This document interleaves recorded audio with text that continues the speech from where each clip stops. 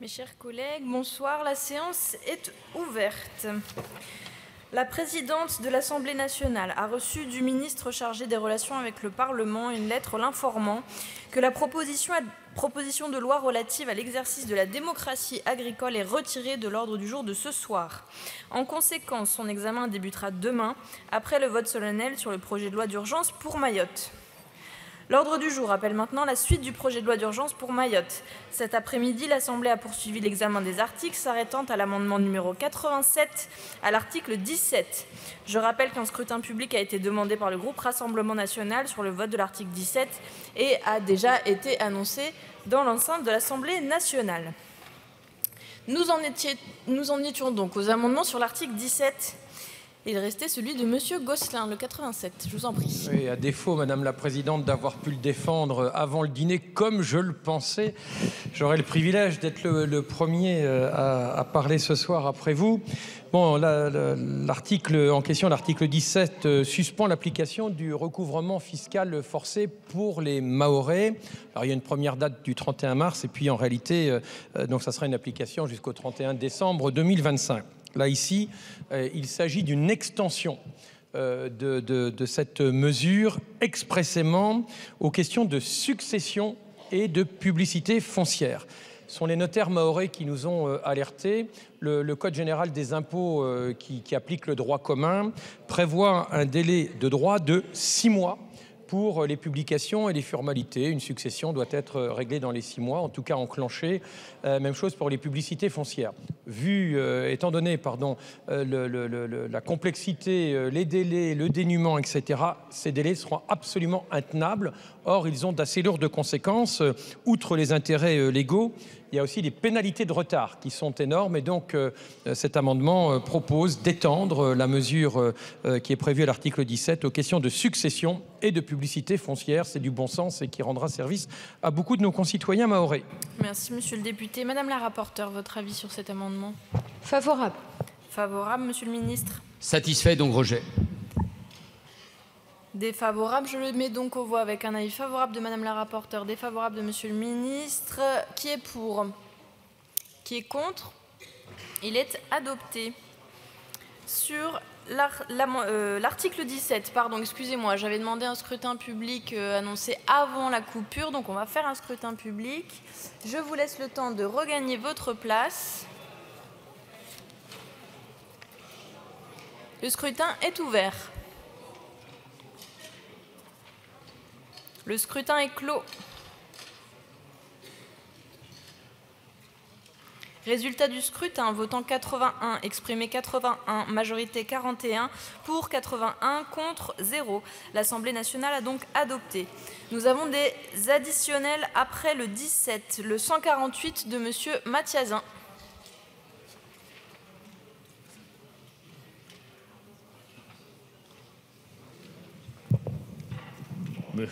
Merci Madame la Présidente. Merci, mes chers collègues.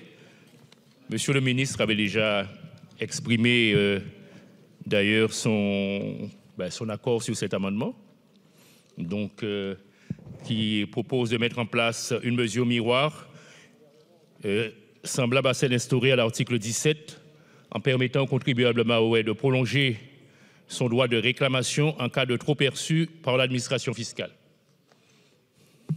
Madame la rapporteure? Favorable. Favorable. Monsieur le ministre, favorable également. Je le mets donc aux voix avec un double avis favorable. Qui est pour? Qui est contre?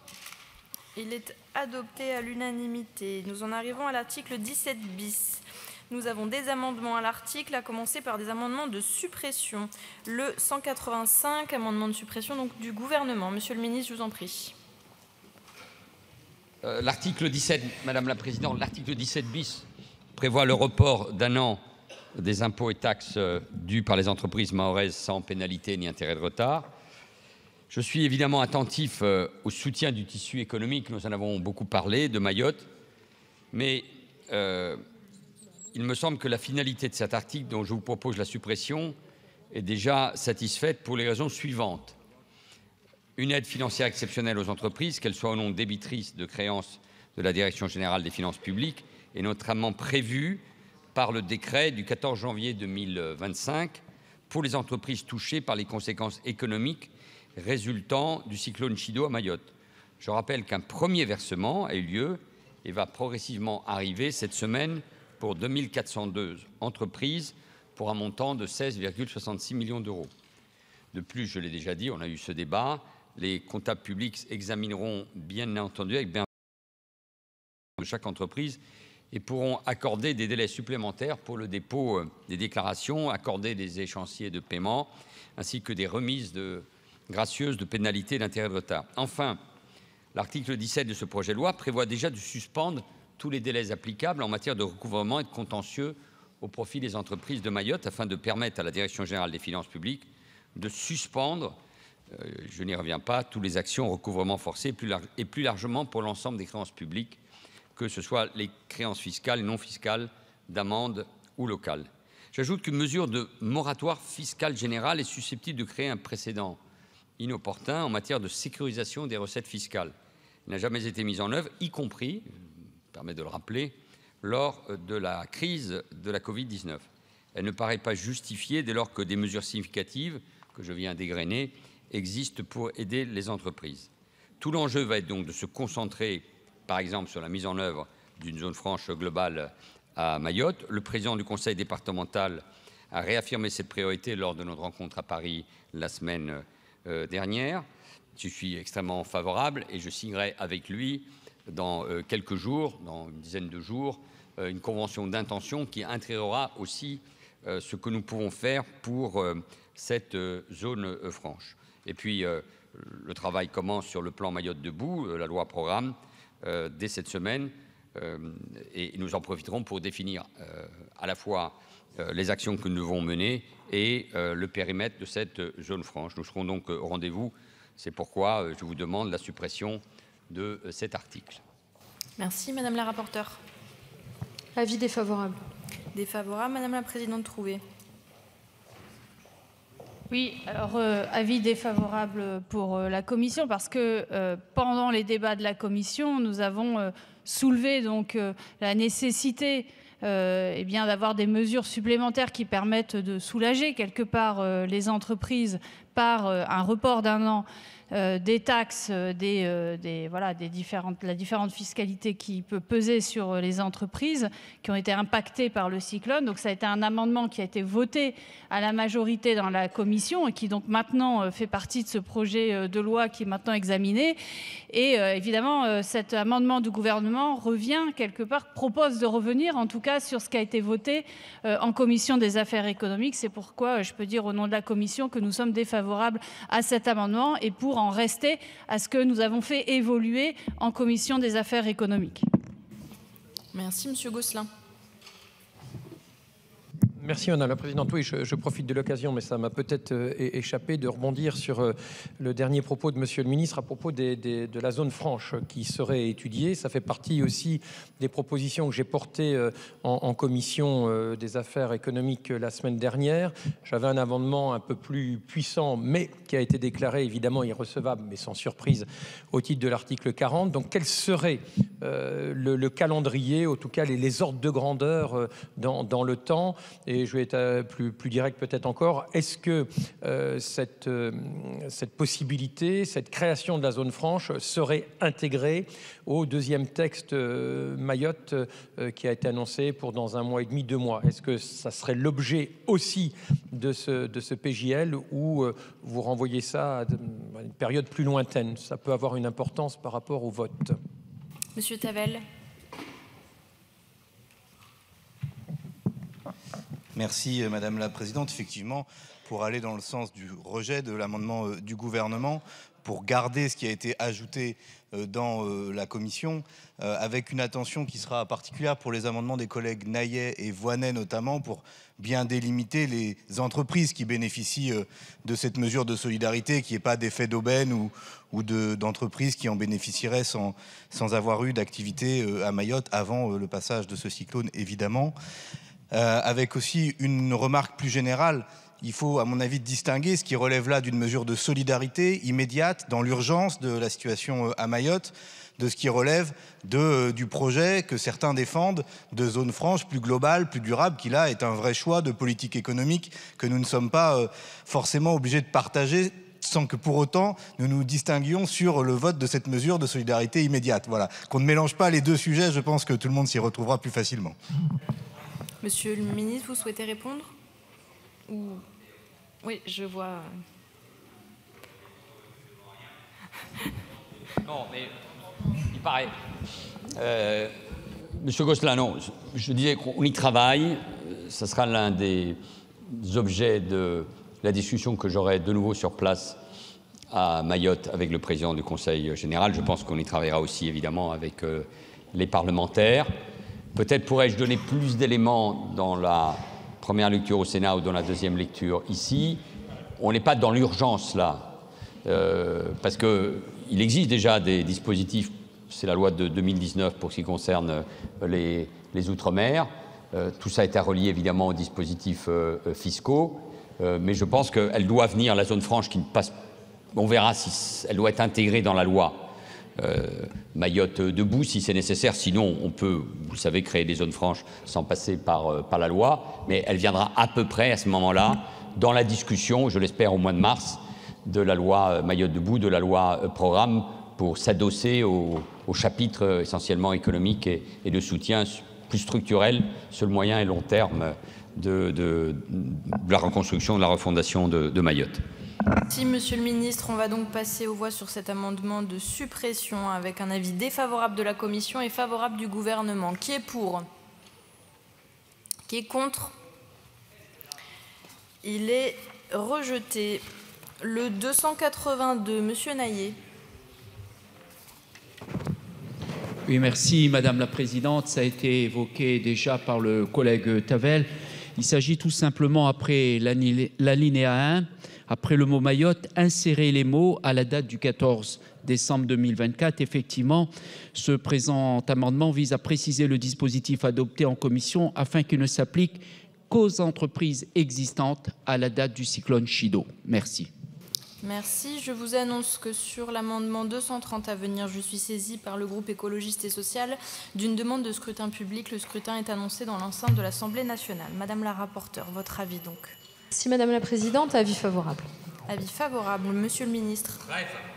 Très favorable. Je le mets donc aux voix avec un double avis favorable, commission et gouvernement. Qui est pour? Qui est contre? Il est adopté à l'unanimité. Le 71, monsieur Mathiasin. Merci Madame la Présidente. Cet amendement entend éviter que les entreprises mahoraises soient confrontées à un mur de la dette lorsque l'activité économique redémarrera. Il propose que les entreprises qui ont bénéficié d'un report d'1 an du paiement de leurs impôts et taxes n'aient pas à payer intégralement leur dette fiscale en février 2026.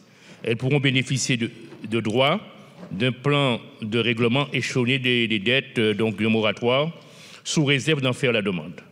Donc le plan ne donnera pas lieu à des intérêts de retard, de recouvrement, et l'échelonnement des dettes pourra s'étaler sur une durée de 5 ans. Merci Madame la rapporteure. Merci Madame la Présidente. Alors évidemment, favorable à cet amendement du collègue Mathiasan parce que cela permet que les créances fiscales résultant de la suspension du paiement des impôts prévoit un plan d'apurement sur le modèle que vous avez introduit à l'article 18 pour les cotisations sociales. C'est donc bienvenu pour les entreprises mahoraises. Favorable. Merci, monsieur le ministre. Sagesse du ministre. Je le mets donc aux voix avec un avis favorable, madame la rapporteure. Sagesse du gouvernement. Qui est pour? Qui est contre? Il est adopté. Un amendement de Madame Voynet qui fait l'objet de sous-amendements. Donc, Madame Voynet, je vous laisse présenter votre amendement, le 230. Merci, Madame la Présidente. De nombreuses entreprises mahoraises de taille conséquente sont en fait des filiales de grands groupes nationaux, Veolia, EDF, Orange, ou sur un autre registre, le groupe Bernard Ayotte, qui détient la quasi-totalité des grandes surfaces alimentaires. Et donc, je ne vois pas bien pourquoi il faudrait prévoir que ces grandes entreprises pourraient bénéficier d'un report du paiement de leurs impôts et taxes sans pénalité ni intérêt de retard. Je crois qu'il est de bonne politique qu'elles payent leurs impôts en temps et en heure. Et donc, l'amendement prévoit d'exclure des dispositions du présent article les entreprises filiales des groupes publics ou entreprises dont les activités basées à Mayotte ne constituent pas une majorité de leur chiffre d'affaires. Merci. Et un sous-amendement de Madame la rapporteure. Rédactionnel. Un sous-amendement rédactionnel. Madame la rapporteure, votre avis sur l'amendement lui-même?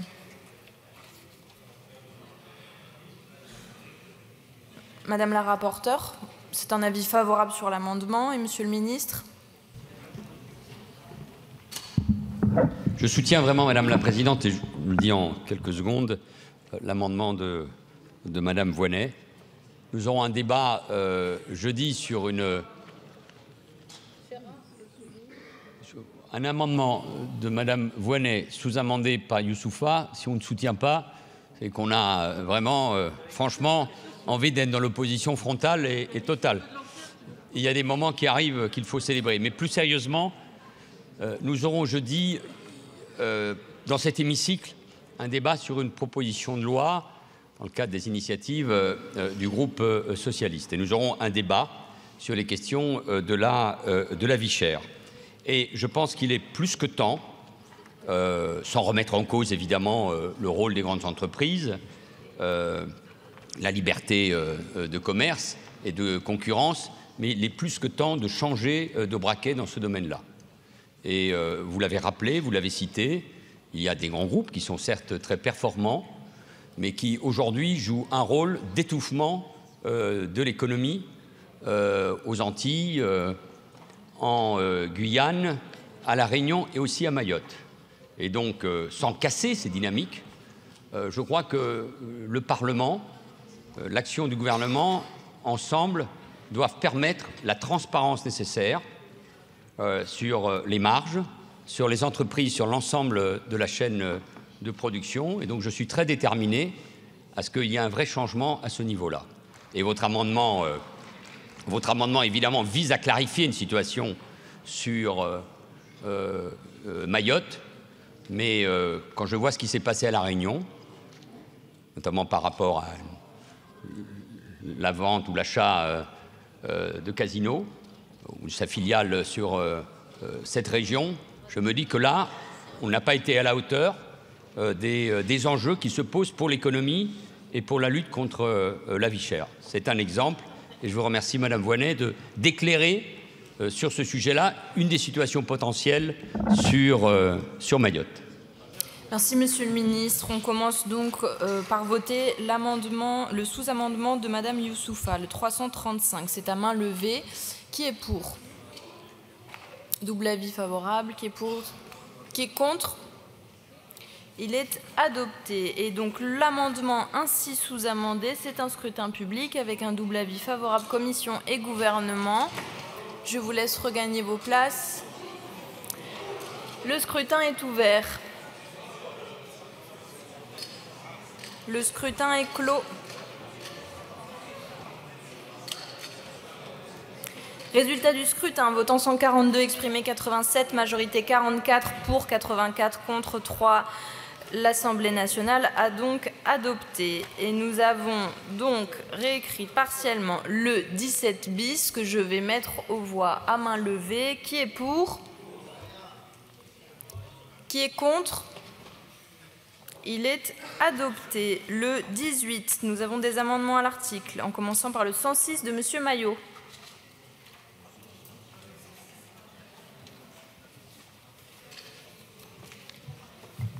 Merci Madame la Présidente. L'article que nous discutons prévoit la suspension du recouvrement des cotisations sociales jusqu'au 31 mars 2025 pour les employeurs et les travailleurs indépendants. Ce que nous proposons ici est une exonération pour les entreprises lourdement impactées par le cyclone, mais nous comprendrons si toutefois le gouvernement nous propose un dispositif plus ambitieux, donc s'il nous demande le retrait pour un amendement qui va plus loin, il n'y aura pas de souci de notre part. Merci Madame la rapporteure. Merci, chers collègues. Effectivement, vous me devancez. J'allais vous inviter au retrait. Monsieur le ministre. Madame la Présidente, Monsieur Maillot, vous souhaitez exonérer les entreprises et les travailleurs indépendants mahorais de l'ensemble des cotisations et contributions dues pour l'ensemble de l'année 2025.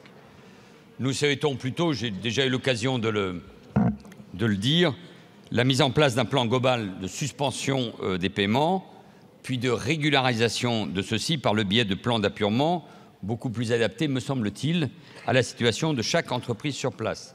C'est le texte tel qu'il existe aujourd'hui. Une exonération de cotisations sociales salariales se traduirait, je veux le rappeler, par une perte des droits sociaux pour les personnes concernées ainsi que les travailleurs indépendants.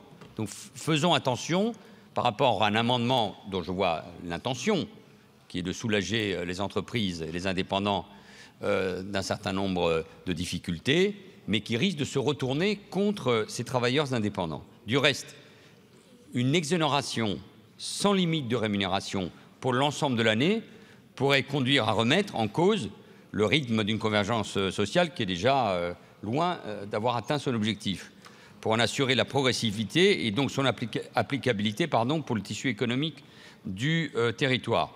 Et moi, j'ai déjà pris l'engagement, nous devons avancer sur ce sujet-là à travers le plan Mayotte debout et notamment la loi programme qui doit se donner un objectif atteignable de convergence sociale.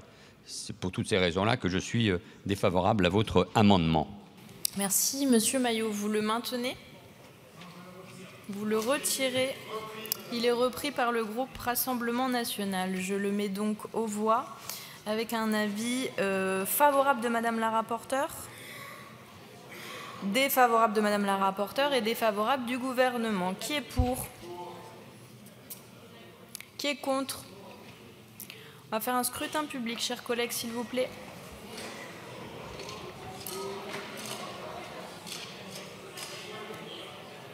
Le scrutin est ouvert. Le scrutin est clos. Résultat du scrutin, votant 150, exprimé 150, majorité 76, pour 69, contre 81, l'Assemblée nationale n'a pas adopté. Je vous annonce que sur l'article 18, je suis saisie d'une demande de scrutin public par le groupe Rassemblement National, tout comme sur l'article 19. Ces deux scrutins sont annoncés dans l'enceinte de l'Assemblée nationale. Toujours au 18, nous avons un amendement du gouvernement qui fait l'objet de sous-amendements. Le 174, donc, Monsieur le ministre. Merci Madame la Présidente. Avec l'article 18, je le disais, le gouvernement a fait valoir son intention d'accompagner les entreprises et les salariés indépendants, les travailleurs indépendants, face à la catastrophe de Chido. Pour ce faire, je le répète, nous avons proposé de suspendre le paiement de l'ensemble des cotisations sociales pour tous les cotisants mahorais jusqu'au 31 mars. La Commission des affaires économiques a décidé d'étendre cette période jusqu'au 31 décembre de cette année, tout en mettant en place un dispositif postérieur comparable à celui qui a été mis en œuvre pour la période du Covid ou pour l'ouragan Irma dont nous avons parlé déjà, visant à proposer aux cotisants des plans d'appurement de ces dettes.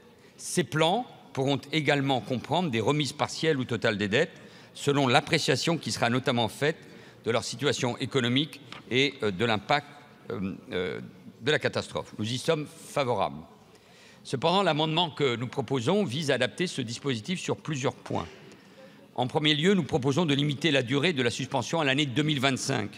Une possibilité d'extension, d'ores et déjà prévue dans le dispositif à 2026, conduirait à doubler potentiellement la période au cours de laquelle il est sursis au recouvrement des cotisations sociales pour un montant d'environ 250 millions d'euros. Je ne dis pas qu'il ne faudrait pas y arriver.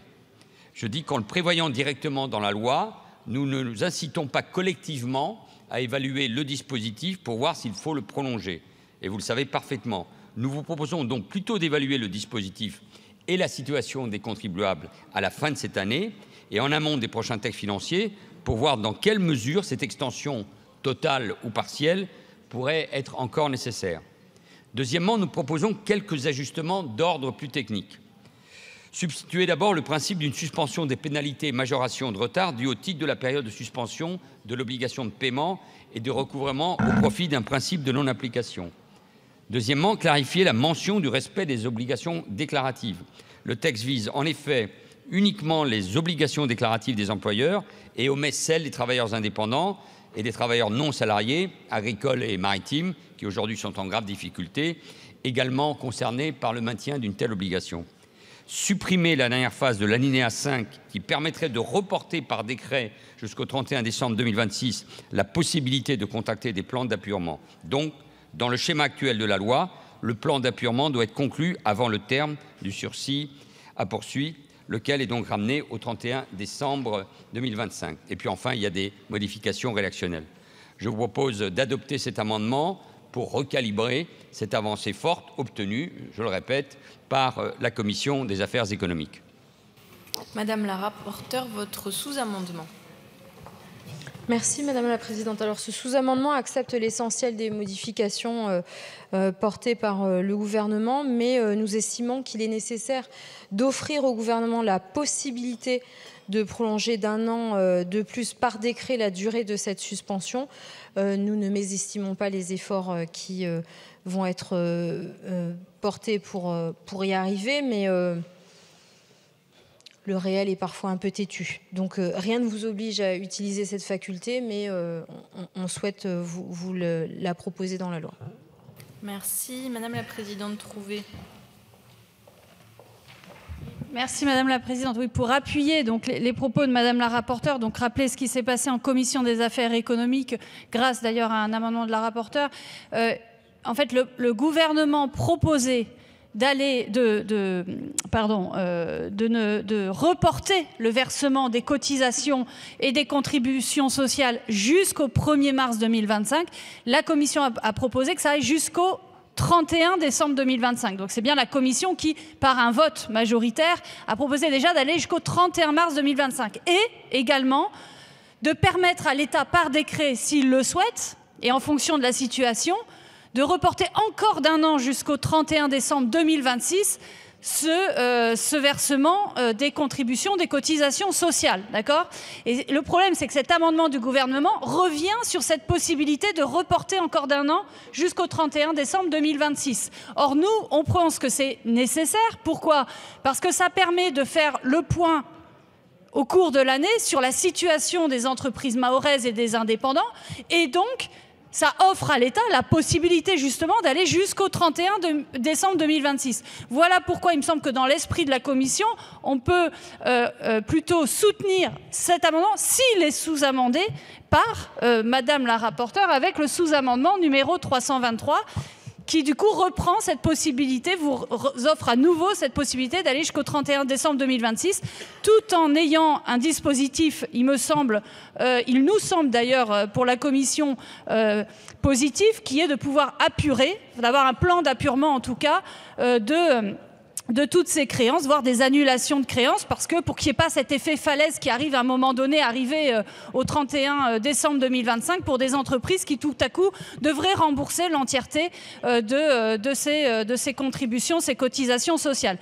Résumé, donc, il me semble que s'il y a ce sous-amendement de Madame la rapporteure, alors on revient dans l'esprit de ce qui a été voté à la majorité en commission des affaires économiques. Monsieur le ministre, votre avis sur le sous-amendement? Écoutez, ça offre la possibilité de quelque chose qui serait possible, ou pas. Bon, donc sagesse. Moi, j'ai donné l'argumentation tout à l'heure en disant on est déjà passé de 6 mois à 12 mois. Cette possibilité peut se présenter. Le gouvernement en aura la maîtrise. Vous voulez le préciser, sagesse pour que nous nous retrouvions sur l'amendement que j'ai proposé. Très bien, donc je mets aux voix d'abord le sous-amendement avec un avis favorable de la Commission et un avis de sagesse du gouvernement. Qui est pour? Qui est contre? Il est adopté. Et donc l'amendement du gouvernement ainsi sous-amendé avec un double avis favorable. Qui est pour? Qui est contre? Il est adopté. Le 126. Y a-t-il quelqu'un pour le défendre? Monsieur Ciotti, il y a un ou une signataire de cet amendement? Oui, il est défendu? Merci beaucoup. Madame la rapporteure. Défavorable. Défavorable. Monsieur le ministre. Même avis. Je le mets donc aux voix avec un double avis défavorable. Qui est pour? Qui est contre? On va faire un scrutin public, s'il vous plaît, chers collègues.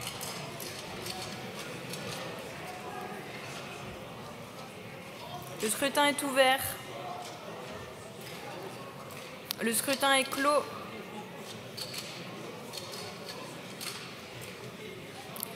Résultat du scrutin, votant 171, exprimé 171, majorité 86, pour 81, contre 90. L'Assemblée nationale n'a pas adopté.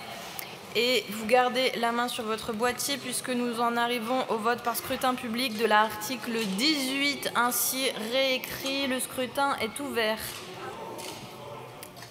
Le scrutin est clos. Résultat du scrutin. Votant 174, exprimé 174, majorité 88 pour 174, contre 0. L'Assemblée nationale a adopté. Nous avons un article additionnel après l'article 18, le 283. Monsieur Naillet.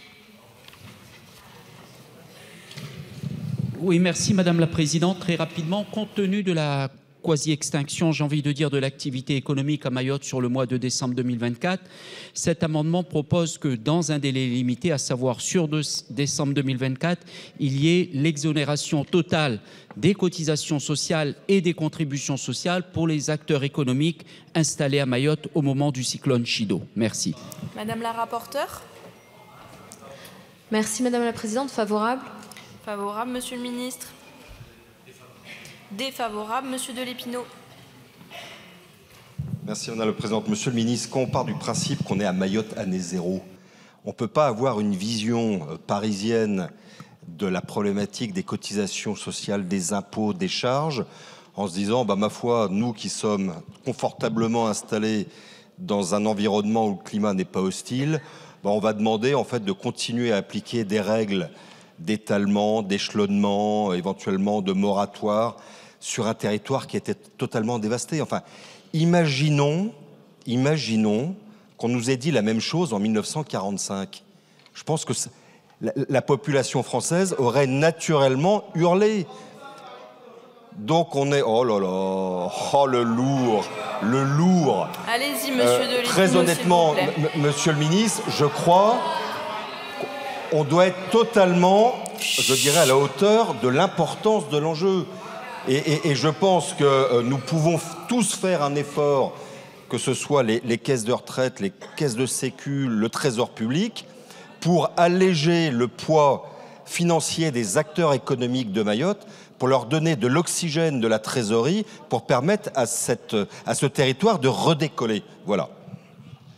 Ministre.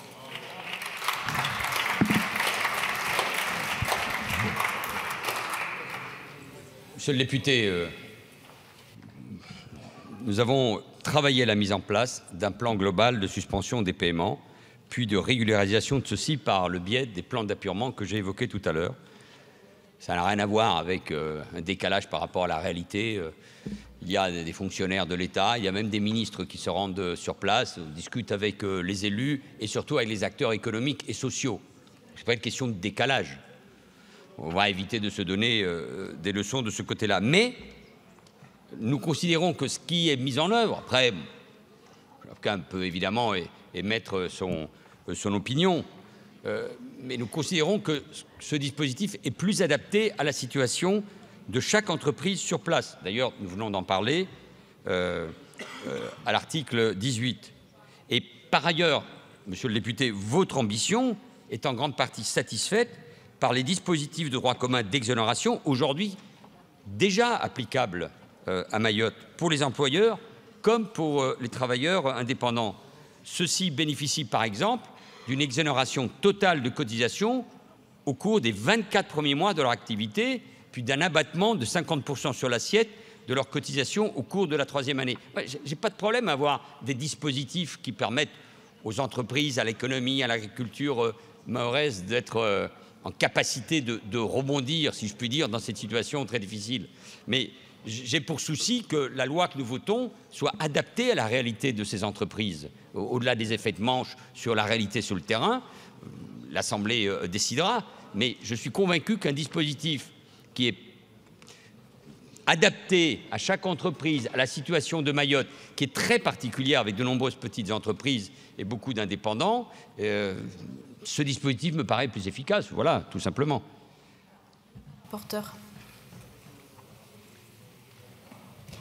Puisqu'on parle de la réalité des entreprises à Mayotte, depuis le Covid, c'est mouvements sociaux, la crise de l'eau, Wambouchou, le cyclone Chido, Dikeledi, c'est ça le secteur privé à Mayotte. C'est un parcours du combattant. C'est supporter des violences pour essayer de maintenir son activité, protéger ses salariés, faire face à des clients qui fuient parce que c'est plus possible de mener une vie normale. C'est pour ceux qui ont les commerces de bouche, pas d'eau au robinet. Hein, c'est quand même ça la crise de l'eau, hein, pour nos entreprises. C'est ne pas pouvoir accéder aux services publics parce que mouvements sociaux après mouvements sociaux après mouvements sociaux. Et là, la demande du collègue Naillet, c'est un mois, un petit mois, le mois du cyclone, où on dit exonération pendant un mois. C'est pas délirant. Si on parle de ce que demande le secteur privé mahorais, qui est grimpé au rideau quand on lui a envoyé un chèque de 2 000 €. 2 000 € d'aide. Quelle que soit la taille, le chiffre d'affaires, le nombre d'employés, 2 000 €, princièrement. Donc, voilà, on va parler de la réalité. Oui, je ne pense pas que ce soit complètement fou de dire un mois d'exonération. On n'est pas en train de faire exploser la Banque de France, ni les comptes du pays. Voilà, et je le dis vraiment, l'heure est avancée, on ne va pas s'énerver, mais je pense qu'il faut un tout petit peu ramener les choses. Moi, on a à Mayotte un secteur privé qui est mais à bout de souffle, qui survit de crise en crise et qui, là, est en train d'attendre des signes forts pour dire ça vaut la peine de continuer à se battre pour garder une entreprise à Mayotte. Et ça, c'est vital. C'est pas simplement d'avoir un toit, c'est qu'on ait aussi une économie. Et vous tous qui avez voté, soutenu des mesures pour permettre à notre secteur privé de participer à la reconstruction, qui sera un chantier colossal et donc des affaires à faire, il me paraît logique de leur permettre pendant un mois de passer leur temps à courir après la paperasse, dont on sait que c'est la maladie première du secteur privé en France, à Mayotte, comme dans le reste du pays. Je vous remercie. Monsieur Naillet. Merci Madame la Présidente. Très rapidement, je ne vais pas alourdir le débat pour dire, Monsieur le Ministre, vous avez parlé d'adaptation. L'adaptation la plus juste, c'est de prendre en considération ce qui s'est passé au mois de décembre. Comment un chef d'entreprise pourrait repartir cette année s'il a cette charge-là sur le mois de décembre 2024 alors qu'il n'a pas travaillé? Vous faites allusion au dispositif existant, c'est-à-dire les exonérations de charges pendant les 2 premières années d'activité, 50% la 3e année. C'est très bien ce dispositif, sauf que ce dispositif, il est pertinent en période normale. Et là, nous ne sommes pas dans une période normale, nous sommes dans une période exceptionnelle. Nous devons aider les entreprises mahoraises à se relever également et non pas à leur mettre des semelles de plomb, en tout cas sur le mois de décembre, tout simplement. Merci. Merci, on va passer au vote maintenant avec un avis favorable de la Commission et défavorable du gouvernement. Qui est pour? Qui est contre? Il est adopté. Nous en arrivons à l'article 19 sur lequel il y a un scrutin public. Donc je vous laisse regagner vos places. Le scrutin est ouvert. Le scrutin est clos. Résultat du scrutin, votant 195, exprimé 195, majorité 98, pour 195, contre 0. L'Assemblée nationale a adopté. Je vous annonce que sur le vote de l'article 20, je suis saisie par le groupe Rassemblement national d'une demande de scrutin public, ainsi que sur le vote de l'amendement 68 par le groupe La France Insoumise Nouveau Front Populaire. Ces deux scrutins sont annoncés dans l'enceinte de l'Assemblée nationale. Sur l'article 20, nous avons un amendement présenté par Madame la rapporteure. C'est un rédactionnel. Monsieur le ministre, avis favorable. Je le mets aux voix à main levée. Qui est pour ? Qui est contre? Il est adopté. Donc sur l'article 20, nous avons un scrutin public. Ça vous convient, même si les 5 minutes réglementaires ne sont pas passées, pour qu'on procède au vote? Oui. Le scrutin est ouvert. Le scrutin est clos. Résultat du scrutin. Votant 200, exprimé 200, majorité 101, pour 199, contre 1. L'Assemblée nationale a donc adopté. À l'article 21, nous avons donc l'amendement 68 que présente la présidente Trouvé.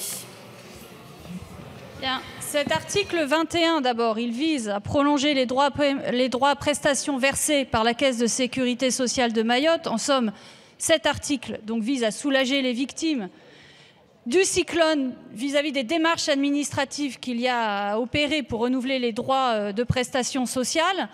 Et il prévoit donc de prolonger ces droits de 4 mois. Et c'est vrai que moi, dans cet amendement, c'est parce que j'estime que 4 mois, c'est trop court, surtout que depuis l'écriture de la première version du projet de loi qu'on a eu à examiner dans la commission, il y a eu la tempête d'Ikeledi aussi, qui a fait énormément de dégâts aussi.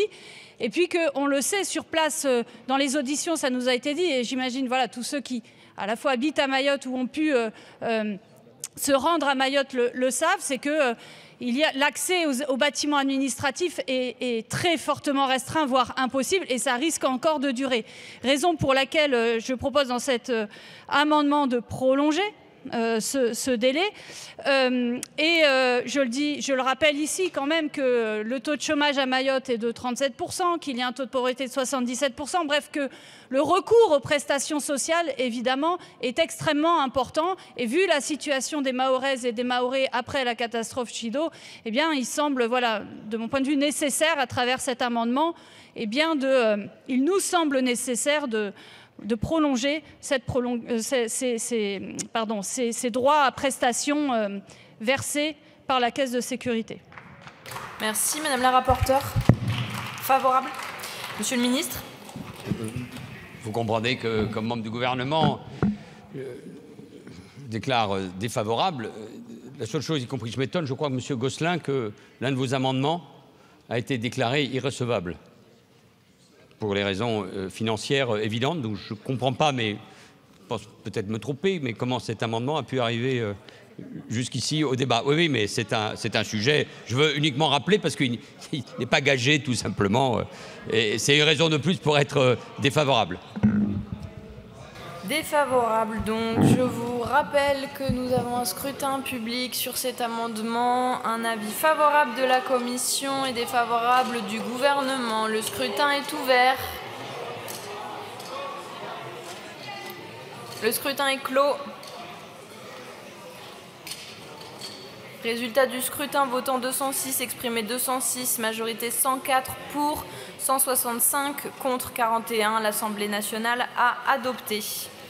Amendement 220, Madame la rapporteure, je vous en prie. Merci Madame la Présidente. Alors cet amendement précise que la prolongation des droits accordés avant le 14 décembre n'est automatique que si les dossiers étaient en règle. Donc il s'agit, si vous le permettez Madame la Présidente, je vais défendre les amendements suivants. Il s'agit de 2 amendements anti-fraude, évidemment, puisqu'il ne s'agit pas d'ouvrir la porte à des abus, et puis un amendement rédactionnel pour le 217. Merci. Monsieur le ministre, votre avis sur ces 3 amendements? De mon point de vue, ils sont satisfaits pour les 2 premiers, 220 et 218, pardon. Sagesse pour le 217. Monsieur Tavel. Merci Madame la Présidente. C'était simplement pour répondre à Monsieur le Ministre que la recevabilité en séance dépend de la Présidente de l'Assemblée et non de la Présidente de Commission. L'amendement trouvé n'a donc pas été jugé recevable par la Présidente trouvée elle-même. Merci pour cette précision, Monsieur Tavel. Nous allons procéder au vote sur le premier donc de Madame Youssoufa avec un avis favorable de la Commission et Monsieur le Ministre donc défavorable puisqu'il a été maintenu mais que vous estimez qu'il était satisfait. Qui est pour? Qui est contre? Scrutin public, s'il vous plaît. Le scrutin est ouvert.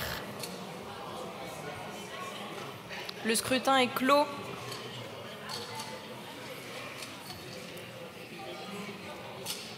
Résultat du scrutin, votant 202, exprimé 191, majorité 96, pour 89, contre 102. L'Assemblée nationale n'a pas adopté.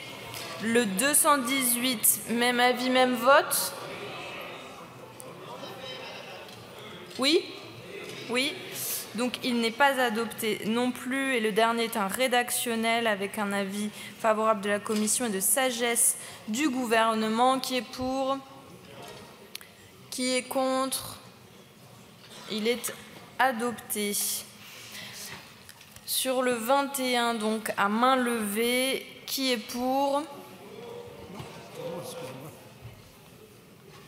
Ah, excusez-moi, j'ai commencé le vote avec une demande de scrutin public qui est arrivée sur le fil. Est-ce que j'ai l'accord de toute l'Assemblée pour le faire par scrutin public? Je crois que l'enjeu est...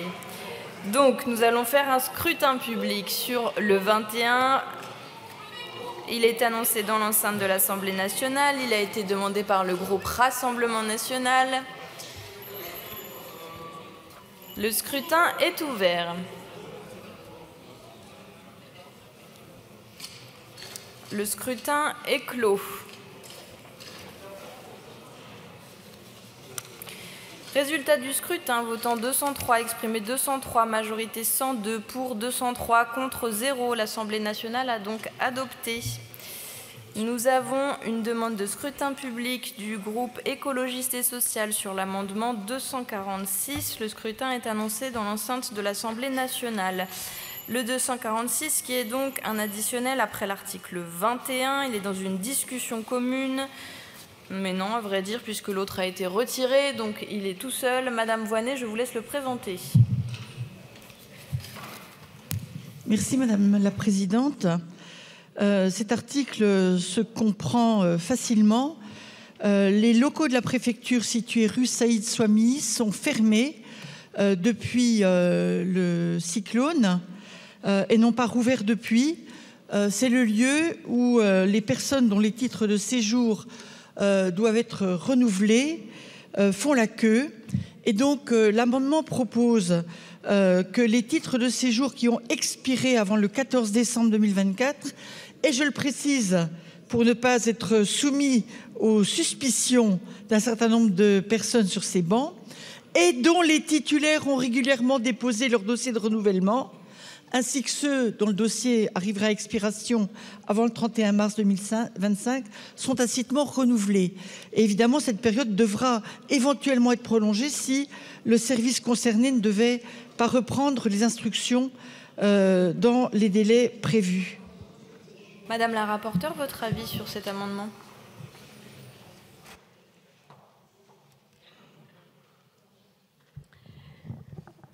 Je pensais à Audiard, sur ceux qui insistent, et c'est à ça qu'on les reconnaît. Mais je vais pas aller aussi loin. Non, parce que vous pouvez, parce que vraiment, non, parce que je l'ai pas dite l'insulte. Donc vous pouvez pas aller là-dessus, mais en fait, vous connaissez parfaitement la situation à Mayotte. Non, je peux pas vous blâmer d'avoir un peu de culture, mais pour le coup, à un moment. Vous avez sur cette île une situation migratoire explosive. On a eu ce week-end à Mayotte, quasiment des affrontements des affrontements entre une partie de la population et des migrants qui continuent à arriver et qui sont en train de monopoliser les bâtiments publics. Avec une partie de la population qui est allée s'affronter avec les migrants qui les ont caillassés. Qu'on est dans une situation de violence et avec un risque de tension qui est extrêmement fort, tous les élus, pas du tout, je suis en train de vous répondre, tous les élus, quelle que soit leur couleur politique à Mayotte, ont demandé au gouvernement la suspension de toutes les délivrances de papier en disant vous ne pouvez pas, alors qu'il n'y a plus aucune protection maritime, qu'il n'y a plus de radar, qu'il n'y a aucune force de police et de gendarmerie pour protéger nos frontières, vous ne pouvez pas continuer à délivrer des papiers. Et vous, grandiose appel d'air. Faisons savoir dans la représentation nationale que c'est open bar, et que comme ça, on continue les délivrances de papier et comme ça, on dit à Mayotte, vous êtes à genoux, vous n'avez plus de toit, vous n'avez pas d'hôpital, il n'y a plus rien qui fonctionne, mais il faut continuer à accueillir parce que cette île, c'est devenu un camp à ciel ouvert pour les étrangers que vous ne voulez pas accueillir dans l'Hexagone, mais par contre, vous dites à Mayotte, où on n'a plus rien, continuons l'accueil. Donc là, évidemment, je vous dis avis défavorable parce que ça va contre tous les principes, mais en plus, ça va contre l'avis de la population et des élus. Donc avis, Madame Voynet, très défavorable. Merci, Madame la rapporteure. Monsieur Tavel, pour un rappel au règlement. Merci, Madame la Présidente. Oui, pour un rappel au règlement sur la base de l'article 70. Pour la mise en cause personnelle, non seulement de notre collègue Voynet, pour une nouvelle fois, après déjà plusieurs récidives, mais aussi pour l'ensemble des députés qui vont voter ce texte, cet amendement, qui n'acceptent pas d'être insultés, Madame la rapporteure. Nous avons été capables d'avoir une discussion sérieuse, respectueuse à plusieurs reprises sur ce texte. Nous pouvons aller dans cet état d'esprit jusqu'au bout de ce texte. Il s'agit en l'espèce de titres de séjour qui ont déjà été délivrés par le passé par l'administration préfectorale. Il s'agit de renouveler pour soulager la charge des services de la préfecture qui ont d'autres chats à fouetter actuellement et pour permettre la continuité des droits de personnes qui sont en situation régulière sur le territoire national. Oh, s'il vous plaît. Non, vous écoutez l'orateur, c'est un rappel au règlement. Si, c'est un rappel au règlement. Il s'agit ni plus... Je n'entends même plus ce que dit l'orateur. Voilà. Donc, vous prenez votre mal en patience. Monsieur Tavel, vous concluez votre rappel au règlement. Je crois qu'on a bien compris l'esprit. Il y en aura un autre de Madame Voynet. Ni plus ni moins que d'assurer la continuité de la République sur le territoire mahorais. Merci, Monsieur Tavel. Madame Voynet pour un rappel au règlement. Merci, Madame la Présidente. Sur la base de l'article 70.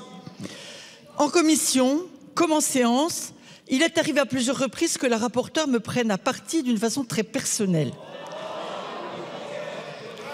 J'ai résisté. Et s'il vous plaît. J'ai précisé dans l'amendement qu'il était question de renouveler des personnes qui disposent déjà d'un titre de séjour et pendant la seule période où les bureaux de la préfecture sont fermés. Alors, madame, si vous voulez que je vous dise les choses comme je les sens, la réalité est parfois pénible à Mayotte, mais je pose la question. Qui fait le ménage dans vos maisons? Qui garde vos enfants? Qui travaille dans les champs? Qui fait le ménage? Madame Voynet. Qui fait le ménage à l'ARS? Madame Voynet. Qui tond les pelouses à la préfecture? Alors, il ne s'agit pas d'accueillir des personnes qui débarqueraient d'Akwassa. Il ne s'agit pas, Madame la Présidente.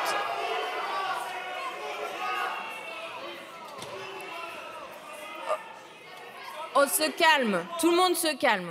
Voilà, il y a un rappel au règlement sur un article qui est fondée dans le règlement parce que Madame Voynet estime qu'il y a eu mise en cause personnelle. Par contre, Madame Voynet, là, vous êtes en train de commencer à répondre dans le cœur de la discussion. Ce n'est plus l'objet du rappel au règlement.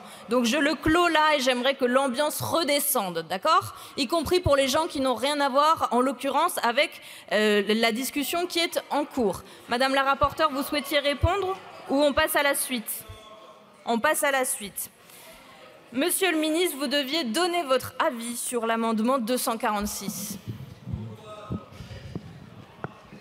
Je vois qu'en général, à 22h30, quand on pense que la discussion va s'achever, c'est une vieille tradition de l'Assemblée nationale, je vous la confirme, c'est à ce moment-là qu'on s'enflamme.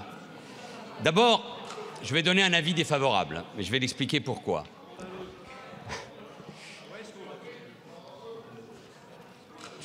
Je suis très content de vous retrouver là, maintenant, pour entendre dire que mon propos que vous n'avez pas entendu est scandaleux. Je peux dire pourquoi il est défavorable. Je voudrais dire quand même à la rapporteure, sur un point, quand elle dit « plus rien ne fonctionne ». Et en mesurant évidemment mes propos, parce que nous connaissons tous la situation extrêmement difficile. Mais attention à dire « plus rien ne fonctionne », parce que l'hôpital qui a été, et nous le savons, vous et moi, profondément touché, il fonctionne, évidemment pas à 100% de ses capacités, mais il y a des médecins, et vous l'avez dit d'ailleurs tout à l'heure, qui font un travail tout à fait remarquable dans cette période. Et qui plus est, il y a l'escrime qui fonctionne encore, au-delà d'ailleurs d'un certain nombre de limites, pendant encore quelques jours. Cette semaine, nous sommes en train d'étudier, avec le ministre de la Santé, l'ouverture de dispensaires. Et puis, dans des conditions difficiles que nous avons tous rappelées, il y aura des écoles, des collèges et des lycées qui vont ouvrir. C'est-à-dire que je ne veux pas non plus, au-delà de toutes les difficultés que personne ne va nier, considérer que rien ne fonctionne. Donc je reprends uniquement sur ce thème. Je vais essayer d'expliquer à Madame Voynet pourquoi le gouvernement est défavorable. Je comprends la logique de l'amendement. Je ne veux pas rentrer dans la polémique, au vu des circonstances exceptionnelles et dans la mesure où elle concerne, vous l'avez dit, je vois bien que le débat est inflammable, mais qu'elle concerne des personnes étrangères en situation régulière. Mais je veux dire que cette disposition entraînerait, de mon point de vue, des discordances entre le titre physique, les données inscrites dans le système d'information et le droit au séjour prolongé par l'ordonnance. Elle aurait aussi un impact sur la circulation des personnes. Tous les titres de séjour délivrés à Mayotte ne sont pas soumis à l'autorisation spéciale nécessaire pour rejoindre la métropole et l'espace Schengen. Une telle disposition, celle que vous proposez, qui viserait spécifiquement les titres délivrés à Mayotte, créerait ainsi une confusion généralisée dans le contrôle de la circulation des étrangers au sein de l'espace Schengen et mettrait en défaut, je vais aller jusqu'au bout, j'essaie de donner une explication qui est d'ailleurs plus technique que politique, et mettra pendant 20 ans, 30 ou 40 si vous voulez, c'est pas le sujet, et mettrait en défaut la France vis-à-vis de ses partenaires. Madame, je le dis très honnêtement, vous protestiez sans doute à juste titre à propos des faits concernant Madame Voynet sur le plan personnel. Je suis assez habitué à vos compliments, mais si on peut aller jusqu'au bout d'une argumentation sur un sujet et afin de permettre peut-être à chacun de retrouver de la sérénité, j'essaie de vous apporter une réponse qui, au-delà des explications plus politiques qui ont été données par la rapporteure, j'essaie de vous donner moi aussi celle du gouvernement. Et je sens que cette question qui est polémique, mais je précise que la question des titres de séjour et plus également celle de la gestion des flux migratoires a vocation par ailleurs à être abordée globalement dans le cadre d'un prochain texte de loi, parce qu'il faut aborder cette question. Là, nous l'abordons,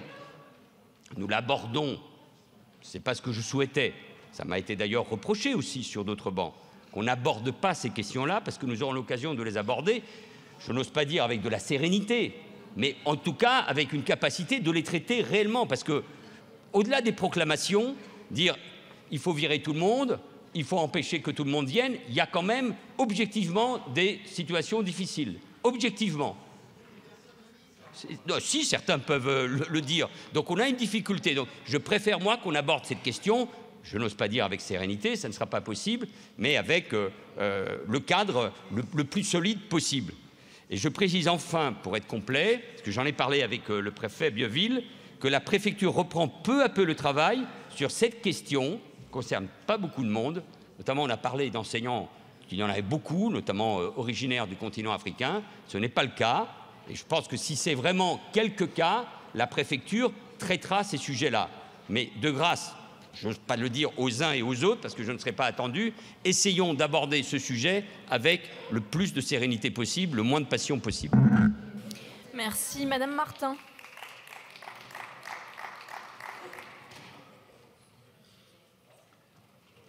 Merci beaucoup, Madame la Présidente. On n'est pas forcément étonné par vos propos, hein, mais enfin, nous dire que nous allons avoir à nouveau à examiner une loi concernant les questions de migration, quand nous avons tant et tant à faire dans ce pays, quand on en vote une ou quand on en examine une tous les 18 mois, depuis le début des années 80 ou le milieu des années 80, permettez-nous de dire qu'on a quand même sans doute d'autres sujets à faire et que cette sorte d'accumulation sur ce sujet finit par poser des problèmes à la fois sur le plan de l'humanisme mais aussi sur le plan politique tout court. Bref, là ce dont on cause, ça n'est pas cela. Ce dont on cause, c'est des gens qui sont en situation irrégulière et qui ne le seront plus parce que le temps s'écoule et qu'ils risquent de se retrouver dans une situation où ils ne seront plus en situation régulière mais deviendront en situation irrégulière pour cette raison-là. Il ne s'agit en rien de changer la nature du titre. Le titre qu'ils ont aujourd'hui et qui ne serait plus valable au-delà de la date fatidique ne changera pas de nature. Ceux qui ont un titre qui leur permettrait de ne circuler que sur l'île de Mayotte, par exemple, conserveront un titre de cette nature-là. C'est cela dont il est question. Il s'agit tout simplement de traiter avec humanité les personnes et de laisser quand même les agents de la préfecture qui ont à coordonner ce qui reste des services de l'État sur ce secteur à faire effectivement leur travail plutôt que d'être dans cette obligation de traiter sans cesse et sans cesse sur un plan administratif ces situations. On l'a fait pendant le Covid, ça n'est absolument pas quelque chose d'indépassable. C'est à la fois une question d'humanisme et à la fois une question pratique. Merci. Monsieur Lecoq. Merci Madame la Présidente. Moi je voudrais venir en défense aussi de l'amendement de Dominique Voynet parce qu'on est dans une loi d'urgence. Et dans une loi d'urgence, on peut avoir des procédures exceptionnelles à condition qu'elles soient justifiées. On a parlé dans la discussion de cette loi, et la rapporteure y a beaucoup insisté, de la reconstruction et de la construction de qualité et d'y mettre les moyens. Elle ne souhaitait pas avoir des préfabriqués, mais elle voulait qu'on fasse les choses bien, sérieusement. Je présume que si les gens, je ne les connais pas, si les gens ont eu des papiers à un moment donné, c'est peut-être qu'ils avaient une utilité pour le territoire. Et que peut-être cette utilité, dans le cadre de l'urgence et de la reconstruction, serait encore plus valable en ce moment, mais peut-être. Et donc, le fait de dire, dans cette procédure d'urgence, on renouvelle les papiers de ceux qui sont en règle, permet d'éviter de les mettre en situation irrégulière, alors qu'on pourrait quelques mois plus tard découvrir qu'ils étaient ô combien utiles au territoire. Et je pense qu'il faut raison garder. J'entends bien vos cris, je connais vos objectifs, mais je pense que là, aider les Mahorais, c'est pas forcément aller dans le sens que vous souhaitez. Et je pense que Dominique Voynet a raison. Et son amendement est hyper bien rédigé, est très pesé. Et je suis sûr que peut-être que la raison va l'emporter. Monsieur le ministre, pour finir. Deux choses. D'abord, Madame Martin, Madame la députée Martin, je l'ai dit dans l'intervention liminaire de présentation, comme en commission, il y aura en effet une loi programme. Dans cette loi programme, nous aborderons les questions de développement économique, les investissements, peut-être la question de la zone franche. Il y aura sans doute tous les problèmes d'éducation et de formation. Et puis, il y aura aussi un volet important concernant l'immigration Et la sécurité, ce n'est pas une surprise, ce n'est pas quelque chose de nouveau. C'est cette loi qui d'ailleurs est en préparation avant même Chido et qui évidemment sera nourrie par ce qui s'est passé malheureusement sur Mayotte. Et deuxièmement, sur le renouvellement des cartes de séjour, Monsieur Lecoq, on est dans le droit commun. Je pense que ces cas-là peuvent être traités dans le cadre du droit commun par la préfecture. Je ne suis pas sûr qu'il y ait beaucoup de cas. Je permets uniquement de dire à vous et à Madame Voynet, c'est vous qui remettez dans ce texte de loi au moment de cette discussion finale, même si c'est tout à fait votre droit, cette question-là de l'immigration. Elle n'a pas été traitée là. Donc, en remettant ce sujet-là, pardon, mais il ne faut pas s'étonner ensuite des tensions et des débats qu'il y a. D'autant encore, ces cas-là, ils peuvent être traités dans le cadre de la préfecture de Mayotte et avec les agents qui font leur travail. Donc, je n'en vois pas l'utilité, sinon de remettre, pardon, de la facilité, une pièce dans le jukebox. Allez, on passe au vote. C'est un scrutin public sur cet amendement. Et je vous rappelle que c'est un double avis défavorable, commission et gouvernement. Le scrutin est ouvert. Le scrutin est clos. Résultat du scrutin, votant 227, exprimé 225, majorité 113 pour 85, contre 140. L'Assemblée nationale n'a pas adopté. Je mets aux voix à main levée l'article 22. Qui est pour? Qui est contre? Il est adopté. Nous en arrivons à l'article 23 qui est amendé et on commence par le 123 de Monsieur Naillet. Oui, merci Madame la Présidente. Ça concerne les demandes de logement non renouvelés, logement social bien sûr, arrivant à échéance à compter du 14 décembre 2024, que ces demandes non renouvelées de logement social soient prolongées de plein droit jusqu'au 31 mars 2025. Cette échéance peut être reportée par décret au plus tard au 1er juillet 2025, en fonction de l'évolution de la situation sociale et des conditions matérielles locales. Merci. Madame la rapporteure, votre avis? Merci Madame la Présidente. Avis favorable et je défends mon amendement rédactionnel qui vient juste après. Et un amendement rédactionnel. Monsieur le ministre? Favorable. Je vous annonce que je suis saisie de plusieurs demandes de scrutin public par le groupe Rassemblement National sur le vote de l'article 23, de l'article 24, de l'article 25 et de l'article 26. Ces scrutins sont annoncés dans l'enceinte de l'Assemblée nationale. Sur le 123 de Monsieur Naillet, je vais le mettre aux voix à main levée avec un double avis favorable, commission et gouvernement. Qui est pour? Qui est contre? Il est adopté. Le rédactionnel de Madame Youssoufa est identique, donc adopté également. L'article 23, ainsi réécrit par scrutin public, je le mets.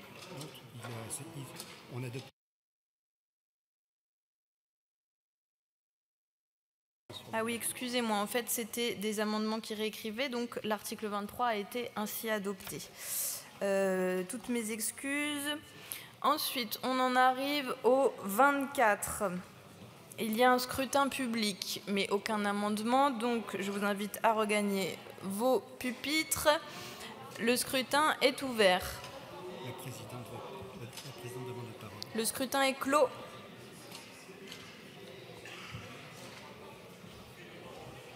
Résultat du scrutin, votant 177, exprimé 174, majorité 88 pour, 174 contre 0. L'Assemblée nationale a adopté. On en arrive à l'article 25. Madame la Présidente, trouvez.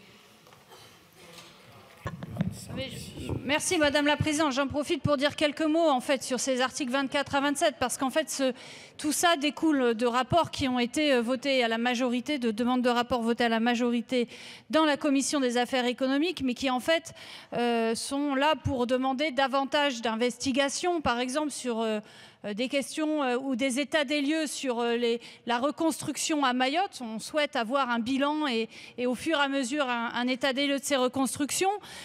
Également d'avoir un bilan exhaustif de toutes les personnes qui sont décédées, qui sont disparues, qui sont blessées. Voilà aussi un rapport qui vient d'être voté dans ces articles 24 à 27, mais aussi dans la commission a été soulevé par beaucoup de députés de différents groupes parlementaires la nécessité de discuter, d'examiner, à terme en tout cas, la question des disparités entre les droits sociaux, d'une part dans l'Hexagone, d'autre part dans les départements d'outre-mer. Ça a été vraiment soulevé par beaucoup de députés.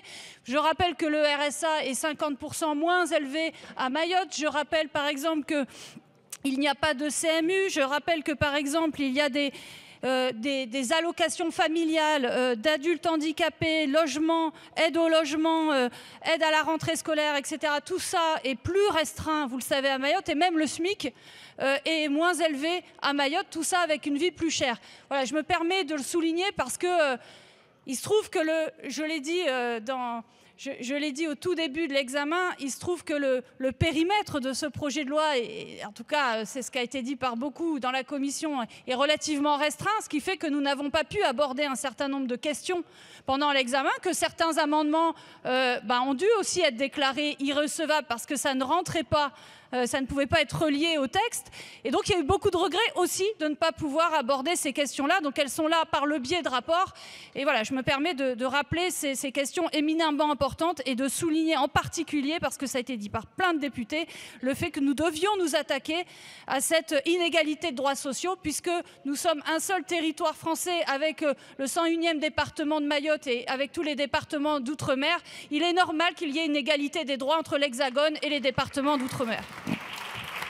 Merci Madame la Présidente Trouvé. Je vous annonce que sur le vote de l'article 27, j'ai été saisie d'une demande de scrutin public par le groupe Rassemblement National. Le scrutin est annoncé dans l'enceinte de l'Assemblée nationale. Nous en étions au vote par scrutin public sur l'article 25. Le scrutin est ouvert. Le scrutin est clos. Résultat du scrutin. Votant 219, exprimé 219, majorité 110 pour, 219 contre 0. L'Assemblée nationale a adopté l'article 26. Le scrutin est ouvert. Le scrutin est clos. Votant 222, exprimé 221, majorité 111 pour, 221 contre 0. L'Assemblée nationale a adopté l'article 27. Il n'y a pas les 5 minutes réglementaires. Si vous êtes tous d'accord, on va voter quand même. Très bien, le scrutin est ouvert. Le scrutin est clos.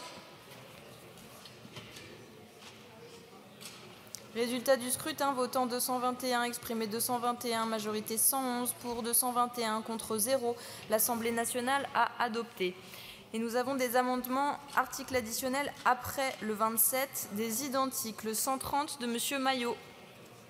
Monsieur Maillot, Madame Lebon, pardon. Merci Madame la Présidente. C'est un amendement qui a été déposé à l'identique à la fois par Madame la rapporteure et par Monsieur Gosselin. C'est dire s'il est transpartisan. La reconstruction des logements détruits par le cyclone Chido est une priorité attendue par les Mahorais. Et si nous voulons atteindre cet objectif, tous les moyens possibles doivent y être consacrés. Et c'est pourquoi, par cet amendement, nous proposons que ceux qui souhaitent entreprendre des travaux de réhabilitation puissent le faire en s'affranchissant de la limite des 20 ans pour les logements achevés. Au vu de l'état de dévastation du territoire, il est nécessaire de s'affranchir de cette limite pour permettre que les travaux de réhabilitation aillent au plus vite, notamment grâce au dispositif de réduction d'impôts. Je vous remercie. Merci Madame la députée, Madame la rapporteure. Défendu et favorable. Défendu et favorable. Et Monsieur Gosselin, pour le dernier. Il est défendu pour les mêmes raisons. Il faut permettre effectivement un peu de respiration. Je ne pourrais pas être autrement que favorable à mon amendement, mais je laisse la rapporteure le dire. Merci pour votre avis, Monsieur Gosselin. Monsieur le ministre. Allez, on est à la fin des interventions. Si j'en comprends la logique de ces amendements, ils n'en posent pas moins plusieurs difficultés. Et de mon point de vue, ils ne sont pas adaptés à la situation urgente de reconstruction des habitats à Mayotte. D'abord, il ne permet pas de répondre au besoin de libérer une trésorerie immédiate pour répondre à l'urgence des travaux. Pour mémoire, le fonctionnement d'une réduction d'impôt repose sur le décalage entre la réalisation des dépenses éligibles et le bénéfice de l'avantage fiscal associé. Il n'est donc pas un instrument adapté à l'urgence de la situation. La réduction d'impôt prévue n'est pas un outil d'indemnisation des sinistres subis et ne peut pas suppléer les mécanismes et fonds d'indemnisation existants, alors même que, je le rappelle, l'état de catastrophe naturelle ainsi que l'état de calamité naturelle exceptionnelle ont été reconnus pour l'ensemble des communes de Mayotte. C'est l'arrêté du 19 décembre 2024 et du décret du 18 décembre 2024. À cet égard, le mécanisme de remboursement par le contribuable de la réduction d'impôt prévu par la mesure, en cas de remboursement ou d'indemnisation perçue par le contribuable, apparaît très complexe à sécuriser pour les services de gestion et de contrôle, reposant uniquement sur l'information délivrée de bonne foi par le contribuable bénéficiaire, et donc il présente un risque élevé de fraude. Concernant la rénovation, je ne développe pas plus, je pense que le prêt à taux zéro dont j'ai annoncé hier la mise en place, qui va bénéficier, je l'espère, à toutes les familles mahoraises, va pouvoir mieux les aider à faire leurs travaux de réparation et avoir un toit. Concernant la confortation de l'habitat, la mission d'évaluation en cours va par ailleurs chiffrer les dégâts et le coût de la reconstruction. Cela permettra d'alimenter la réflexion sur les dispositifs complémentaires à mettre en place, éventuellement en faveur de la refondation à plus long terme de Mayotte. Tous les rapports d'ailleurs qui ont été demandés nourriront, comme ce débat, la loi que nous présenterons dans quelques semaines et qui permettra de manière plus structurelle, avec le temps nécessaire, quelques semaines de plus, d'alimenter donc la base de la refondation de Mayotte. Donc c'est, je le répète, un avis défavorable à ces amendements. Merci. On va donc passer au vote sur ces trois amendements identiques avec un avis favorable de la commission, défavorable du gouvernement. Qui est pour? Qui est contre? Ils sont adoptés. L'amendement 101, Monsieur Gosselin. Vous avez une petite série, si jamais vous êtes également inspiré pour le 102, 103... Oui, mais ce ne sont pas 104. Les mêmes... Alors, les 101 mêmes... Bah oui, mais non, uniquement, sinon ils auraient été... Bref, on arrive assez classiquement en fin de débat sur l'article additionnel. Nous y sommes, c'est le 27, donc c'est la longue série, j'en ai quelques-uns, longue série des amendements, hein, on va en retrouver chez les collègues. Là, il s'agit de faire passer par rapport ce qu'on n'a pas pu faire passer autrement. On est sur la reconstruction de Mayotte. J'avais déposé des amendements sur la construction d'un certain nombre d'équipements publics qui font défaut depuis des années. Je n'évoquerai pas, mais je vais le faire bien évidemment, la piste longue. Je n'évoquerai pas, mais je vais le faire évidemment, le contournement de Mamoudzou. Je n'évoquerai pas Longini. Je n'évoquerai pas... Enfin bref, voilà, vous avez la liste sur cet amendement. Qu'au moins on puisse avoir par un rapport un peu des chiffrages, des projections dans le temps et pas simplement des promesses qui n'engagent que ceux à qui elles sont faites, c'est-à-dire qui engagent les Mahorais qui attendent désespérément. Merci. Madame la rapporteure. Favorable. Monsieur le ministre. Sur le 101, défavorable. Je le mets au vote avec un avis favorable de la rapporteure, défavorable du gouvernement. Qui est pour? Qui est contre? On va faire un scrutin public, s'il vous plaît. Le scrutin est ouvert. Le scrutin est clos.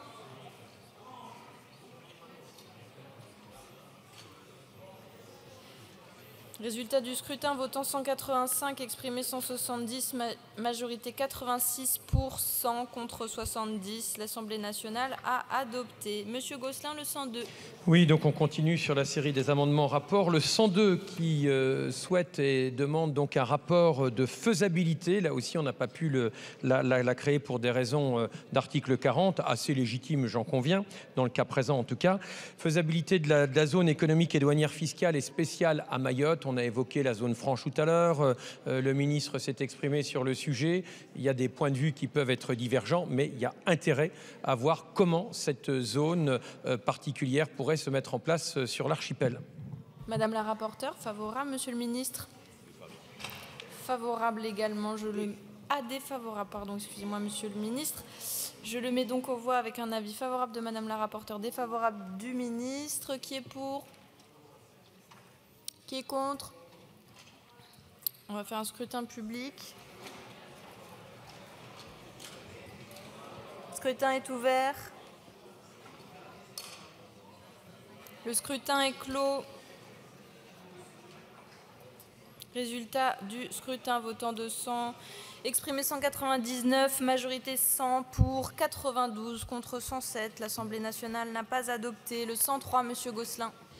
Oui, le 103, je crois qu'il préparerait très utilement les débats que nous aurons dans quelques semaines ou 2 à 3 mois, 1 mois et demi, 2 mois, sur la partie sans doute plus régalienne d'un second projet de loi qui devra examiner les conditions de l'immigration à Mayotte. Des mesures appropriées sont évidemment des sujets à mettre sur la table. On a tenté de le faire, vous le savez bien, mais un peu difficilement compte tenu de l'objet même de la reconstruction.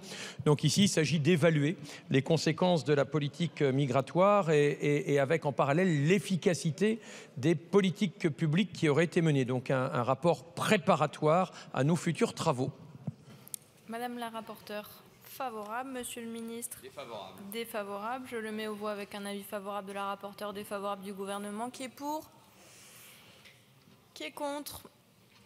Il n'est donc pas adopté. Le 104, monsieur Gosselin. Et puis un dernier amendement rapport qui compléterait utilement l'amendement qui a été adopté du gouvernement sur le 160 avec l'article, pas l'article pardon, mais l'amendement 173, puisqu'on a essayé un peu de faire rentrer les aspects bidonvilles dans ce texte, mais avec beaucoup de difficultés, vous le savez.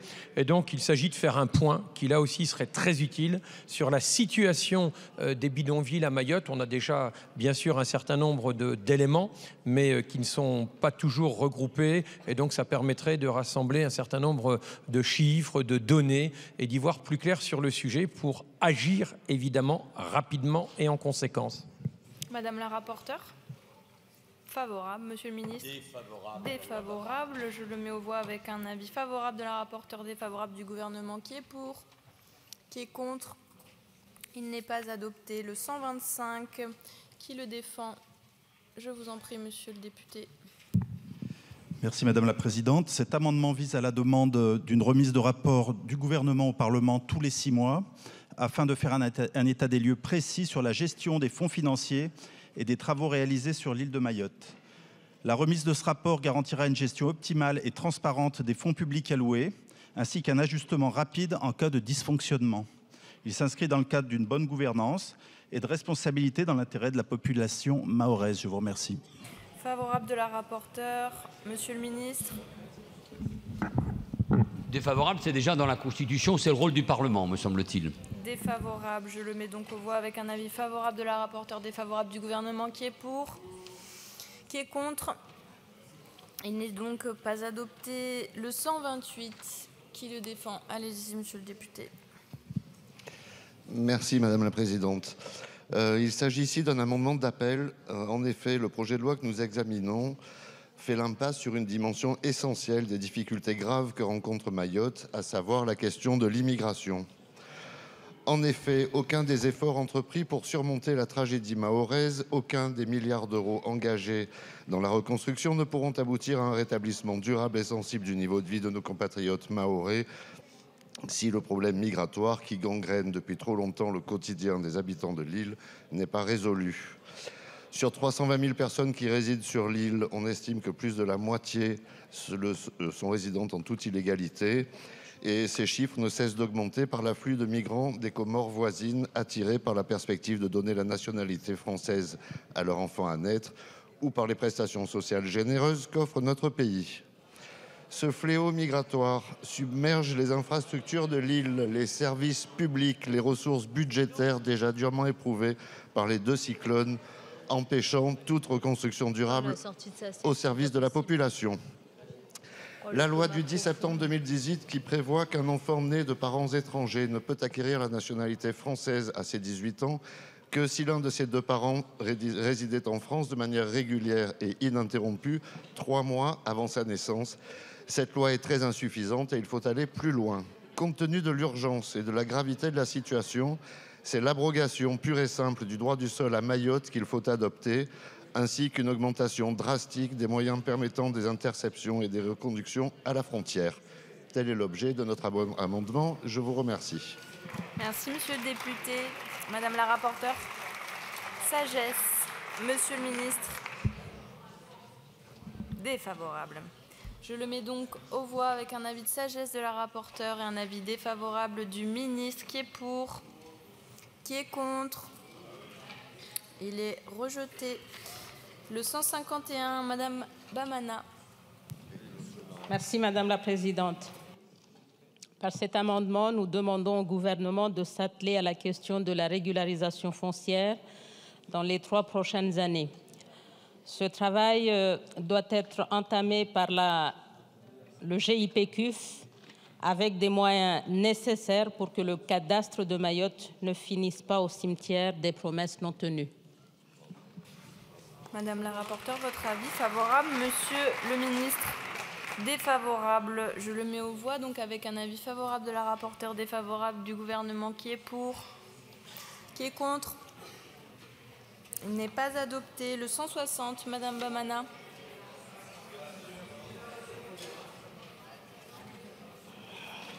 Pareil, par cet article additionnel, nous demandons au gouvernement de s'atteler à la question du recensement en concertation avec les exécutifs locaux. Le département est dévasté par 2 cyclones et la population souffre. Les services médicaux qui étaient en tension extrême avant Chido sont aujourd'hui exsangues. Le système scolaire est en très mauvais état, la situation sociale dans l'agonie, la population inconnue. Nous ne savons toujours pas combien de victimes a fait Chido, c'est affreux à dire. Mais connaître le nombre de morts, il faut connaître le nombre de vivants.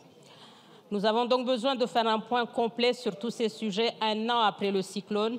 Cela permettra de donner à l'État et au département une photographie précise de l'avancement de tous ces sujets et pour parfaire et achever la construction de Mayotte. Merci Madame la députée. Madame la rapporteure. Sagesse. Monsieur le ministre. Défavorable. Le Premier ministre a déjà annoncé que l'INSEE, avec les maires, serait amené à faire ces recensements. Merci. Je le mets aux voix avec un avis de sagesse de la rapporteure, défavorable du gouvernement. Qui est pour? Qui est contre? Il est rejeté. Le 197, Monsieur Biteau.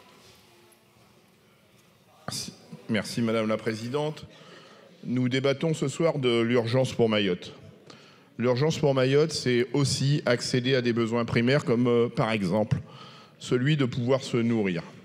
Et donc nous avons besoin très rapidement de faire un diagnostic sur l'état des capacités à reconstruire l'agriculture qui a été complètement dévastée par ce cyclone.